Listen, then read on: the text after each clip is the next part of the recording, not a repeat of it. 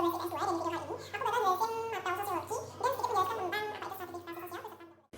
semuanya, aku Nini Fatriana dari kelas 12 IPS 2 dan di video kali ini aku bakal jelasin mapel sosiologi dan sedikit menjelaskan tentang apa itu stratifikasi sosial beserta bentuk-bentuknya.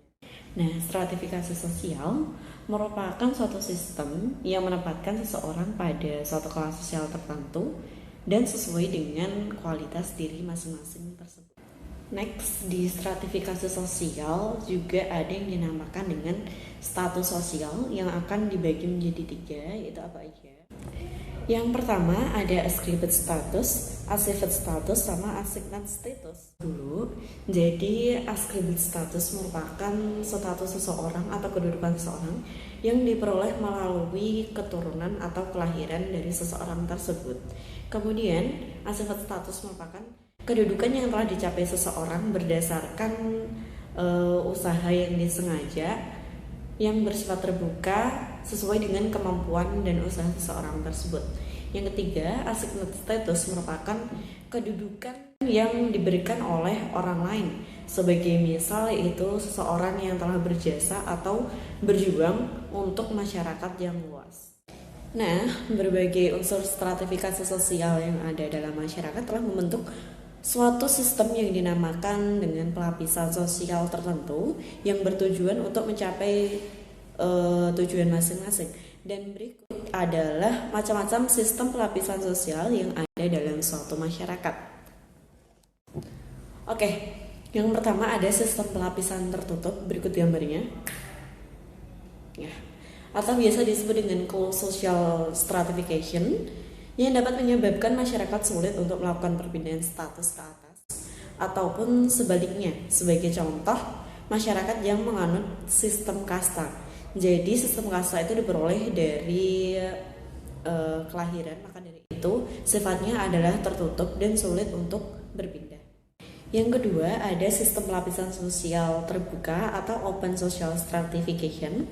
Ini gambarnya, yang bersifat dinamis. Mengapa? Karena memberi kesempatan pada masyarakat yang memungkinkan dapat berpindah kelas sosial pada kelas atas maupun berpindah pada kelas lapisan yang bawah sesuai atau tergantung pada usaha pada individu masing-masing.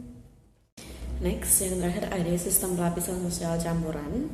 Sistem lapisan sosial campuran dapat membatasi kemungkinan adanya perpindahan strata, sedangkan di sisi lain membiarkan perpindahan strata pada bidang-bidang tertentu. Sebagai contoh nih, masyarakat Bali menerapkan sistem lapisan tertutup melalui adanya sistem pengkastaan dalam pemerintahannya.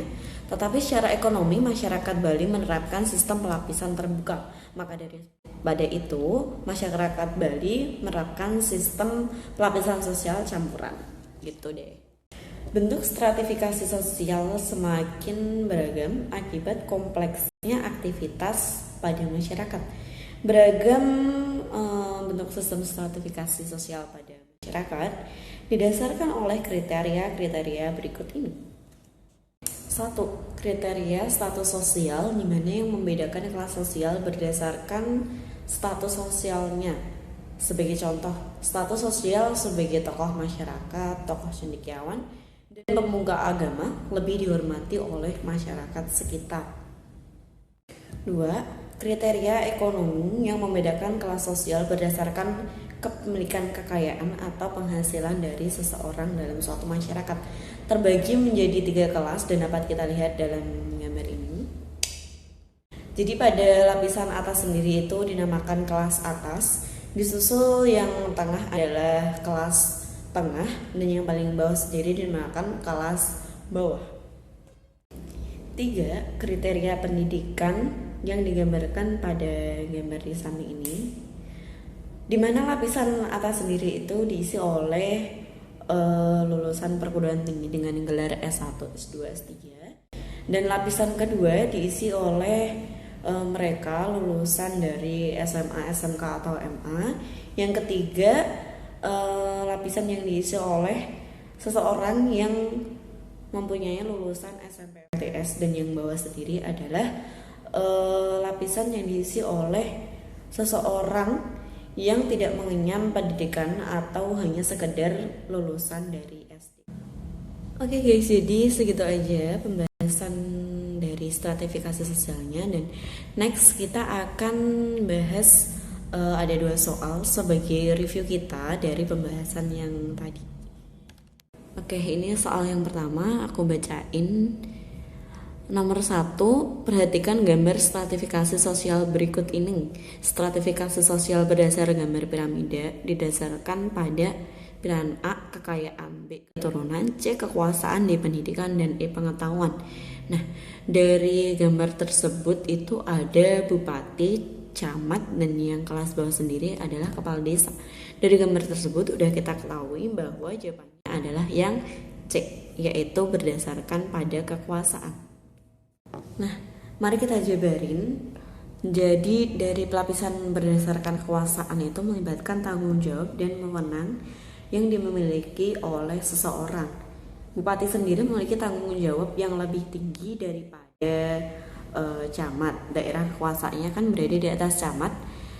Kemudian camat sendiri memiliki kekuasaan dalam jangkauan satu kecamatan yang terdiri atas beberapa desa yang dikepalai oleh kepala desa. Maka dari itu jawabannya adalah C.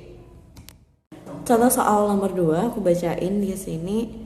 Struktur sosial membagi masyarakat menjadi beberapa status dan kelas sosial. Pernyataan yang menunjukkan asignet status terdapat pada pilihan A. Adinda mendapat gelar kehormatan dari keraton atas jasanya melestarikan tari-tari tradisional.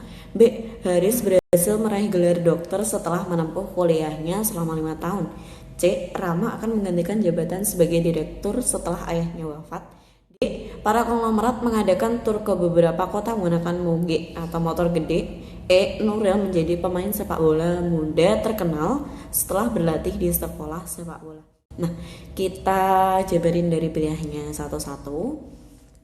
Nah, seperti yang kita ketahui sebelumnya, bahwasanya asignet status sendiri adalah suatu status yang didapatkan seseorang melalui jasanya terhadap masyarakat luas. Jika kita telisik dari pilihan A sampai E, jawaban yang paling tepat adalah A, di mana Adinda mendapat gelar kehormatan dari keraton atas jasanya melestarikan tari-tari tradisional.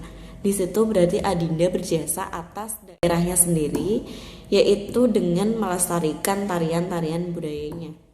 Sedangkan opsi pada B, D, dan E, pernyataannya itu menunjukkan adanya asifat status, yaitu berdasarkan dengan usaha mereka. Dan yang opsi C itu menunjukkan askribut status yang merupakan status yang diperoleh melalui garis keturunan.